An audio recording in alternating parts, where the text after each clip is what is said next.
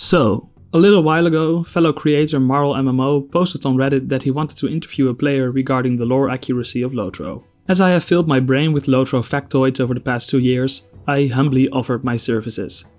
Thus, I used my skills as a tour guide and some teleportation magic to give Marl MMO a proper tour of our beloved game.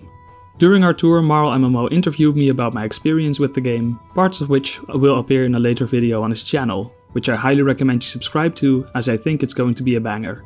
If you are interested in the full unedited conversation, where I also discuss some of my history with the game and why I started making videos, you can find it here. And if you like this video, please consider subscribing to my channel, as there is more LOTRO related lore content to come. Now, onto the video. So, I took the liberty of creating a bit of a route. We'll see how far we get. So, I figured we'd start here so I can also talk a little bit about when the Lord of the Rings Online takes place. So, you'd expect to find Frodo here, basically, but you don't. It's Lobelia and Lotho Sackville Baggins, and that's because in the beginning of the books, Frodo sells Bag-End to his cousins. The game basically takes place or starts the moment that he leaves the Shire. So I think the next bit that we're going to go to, I felt I wanted to highlight because it's an example of how they are able to put a lot of very neat things into all these maps. We are now in a town called Brock and Borings. The interesting bit is this statue, a detail from the Hobbit books actually. It's an anecdote about a battle that takes place a long time ago in the Shire. And one of the biggest hobbits to ever live knocks off the head of a goblin leader and it flies into a rabbit hole, and thus he invents the sport of golf. Beautiful. Yeah, it's super silly, but they've erected a statue to him here. That's so cool. Look at that. Yeah, and that's not the only thing. We're going to continue a little bit further. So, as I just mentioned, this Mr. Bandobras was able to smash this goblin head into a rabbit hole. Yes. And look what you find on this rock. No way. Yeah, so that's the actual skull of that goblin. There's a quest that has you collect this from this hole over here. To me, it also really tickles like that lore satisfaction to find the real object of the fictional historical event. So this is a little side note. So we come to a bridge here. Yes. And you might notice it doesn't look very hobbitish. And that's because it wasn't built by hobbits. This is the Brandywine Bridge. The Shire has been settled in the year 1600 something of the Third Age, which is 1400 years before the Lord of the Rings. And before that, it was a part of a human kingdom called Arnor in the north. And hobbits were allowed to settle the lands here. And one of the requirements for it is that they maintained this bridge. So that's why this bridge looks different, because it's actually very old and it used to be quite important. That. So we'll continue on a little bit towards Buckland. Around here, he's known as Strider. So here we are at Frodo's actual current house called Crick Hollow. This is where he moves to in Buckland. Right after they leave, Fredegar Bolger stays behind. He's one of their friends. He stays here to guard the house. And the house is actually raided by the Ring Wraiths because they're that close to Frodo and the group. Wow, yeah. They break down his front door. An alarm is rung in Buckland. So they flee again because they've been spotted. And they leave Frodo's cape on the doorstep, which is all mentioned in the books that it happens like that, and you can see. Look at that! Oh my gosh, that's so cool! What a detail! We're quite close to another detail, and that's one that really kind of made the game click for me. So that was basically the first time where I realized, like, but this is different. It's this tunnel. In the movies, they go from the Buckleberry Ferry to Bree in an instant, but in the books, they go through the old forest and meet Tom Bombadil, like very unique, weird stuff, and they take this tunnel through the hedge. So I remember when I started reading the books and I read about them taking this tunnel, I was like, I'm going to look if it's there, and it was.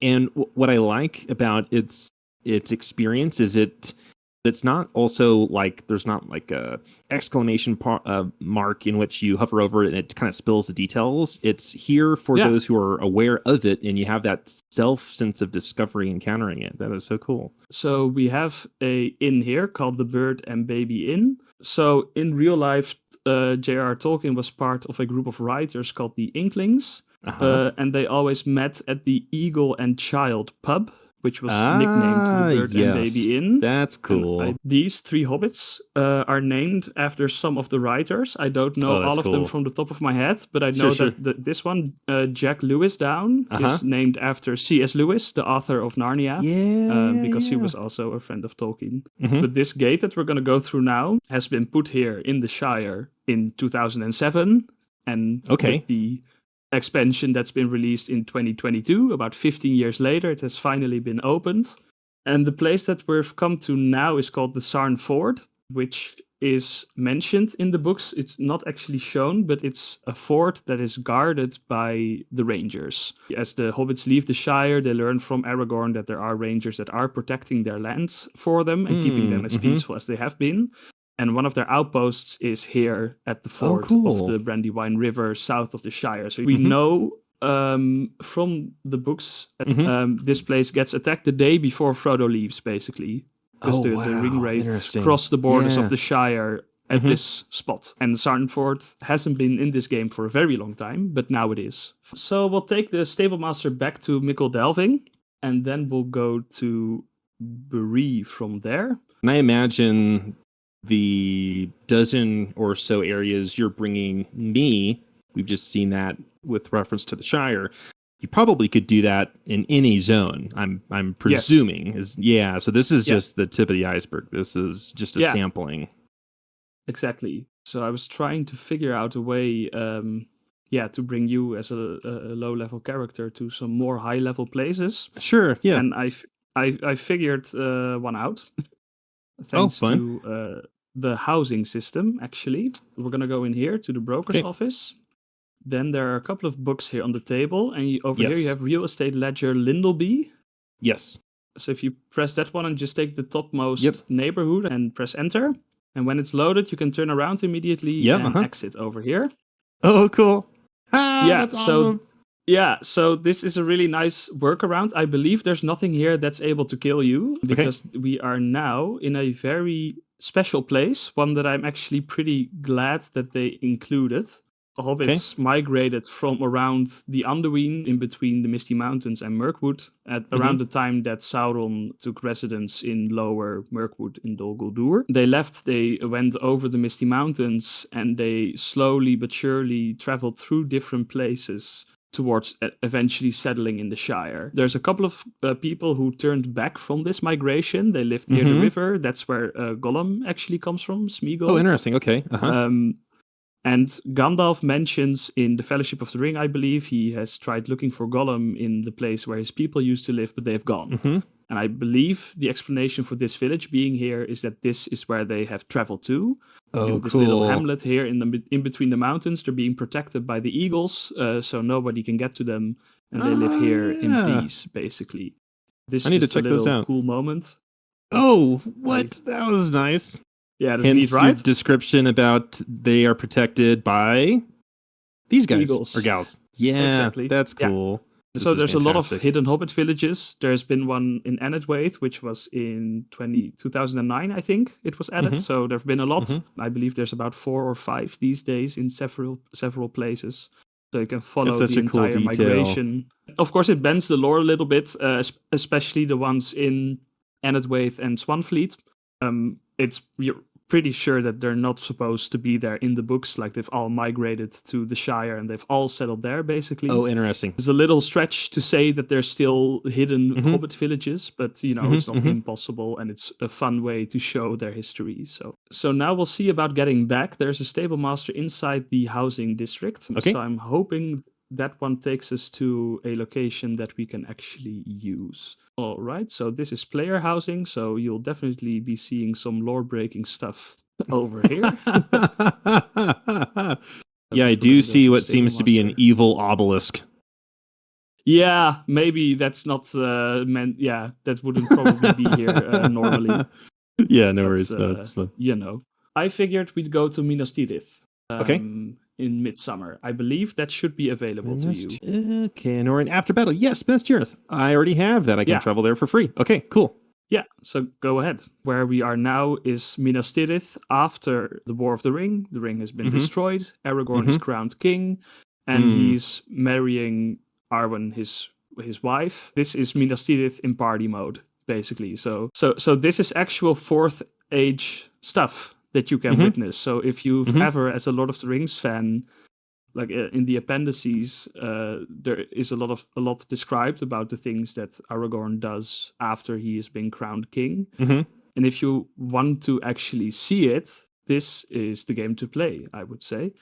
Yeah, so now we are in the square of the fountain. So normally you would have the white tree here, which I think you'll be familiar with. Yes.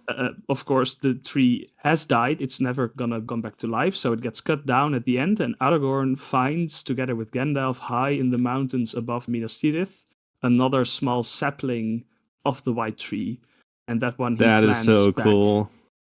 to have like a new tree for the birth of his new Gondorian kingdom. And that's this little sapling over here. So just for fun, I think we'll go into the tower of Vectelion himself. And all these guards wear a specific set of gear that's also described in the books, how it looks with all these mithril wings on their helmets. Oh, really? Cool, yeah. These black overcoats. Yeah, so those are all according to what they are supposed to be. And this is where you would normally find Denethor, but because we are in the Fourth Age here, the new king of Gondor, King Elessar himself. Okay, well, now that we are here, I can't really contain myself. Really 1 second detour. Over here, you have the High Guest House. This is the guest house where Gandalf and Pippin are kept. Now the door's open. I didn't know that. But in the normal Minas Tirith, before the battle, this door is closed. So you can't go in. Oh, interesting. But they do make a note of it. So when you walk by, they say Northern Guest House, just to acknowledge, like, yes, we know this is a place where Gandalf and Pippin are staying, but we're not going to put anything here, but we're just going to show you, yes, this is the place that you're looking for. Because it's something that you have to take seriously. Yeah, and it's especially, like, I felt really acknowledged because I was looking around for this guest house and I couldn't find it, and then I found this door and I was like, okay, thank you.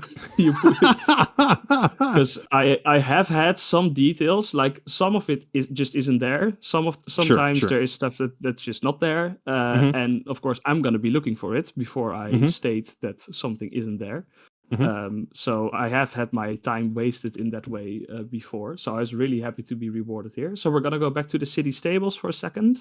No, I can't find it. I hope there would be a horse that would take us to pre-battle Minas Tirith. And the reason for it is that the white tree still stands in that layer. And it has been... It has been modeled after a real tree that stands stood, because it's no longer there, in Oxford, and it was actually J.R. Tolkien's favorite tree. Yeah, I learned that's this cool. a few days ago. And you can also see that that's another really small detail, that there's water occasionally dripping down from the tree, and that's also described in the book. So, cool. But that's basically the end of the tour. I figured, we've been going for a pretty good while, so I think Minas Tirith and the Fourth Age would be a nice place to end it, basically.